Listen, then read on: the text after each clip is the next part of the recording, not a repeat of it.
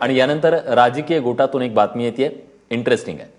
उत्तर प्रदेशचे मुख्यमंत्री योगी आदित्यनाथ यांच्या शपथविधीच्या वेळी मुलायम सिंग यांनी पंतप्रधान नरेंद्र मोदी यांच्या कानात काय कुजबूज केली हे आता समोर आलंय।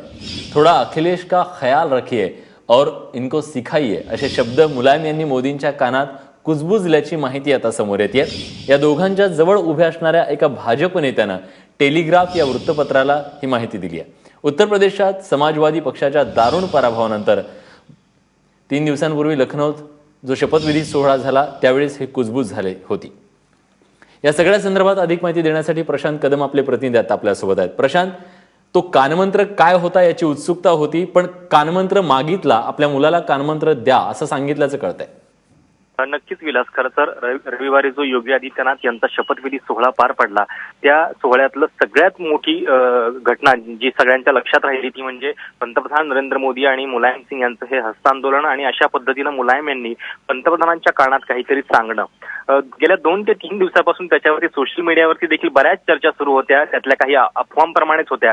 मात्र आज टेलिग्राफ या इंग्लिश दैनिकानं या संदर्भातली माहिती जी आहे ती उजेडात आणलेली आहे आणि त्याच्यासाठी भाजप नेता जो त्यावेळी अगदी जवळ होता आणि ज्याला ते जी कुजबूज झाली ती ऐकू आलेली आहे अशा भाजप नेत्याचा हवाला देऊन टेलिग्राफनं ही बातमी दिलेली आहे। आणि त्याच्यामध्ये मुलायम हे मोदींच्या कानात सांगतायत की थोडा अखिलेश का ख्याल रखिए, म्हणजे या ठिकाणी ते एखाद्या पक्षाच्या नेत्याप्रमाणे नाहीत तर आपल्या वडिलाच्या भूमिकेतले मुलायम सिंग या ठिकाणी दिसत आहेत। खरं तर एकूणच म्हणजे मुलायम सिंग यांचा इतिहास बघितला तर अखिलेशने राहुल गांधी यांच्यासोबत जाऊ नये याच्यासाठी ते पहिल्यापासून हट्टी होते, मात्र तरी देखील आपल्या मुलानं काँग्रेस सोबत जाण्याचा निर्णय घेतला आणि पुढे पराभव कशा पद्धतीने पत्करावा लागला हे सगळ्यांना माहिती आहे।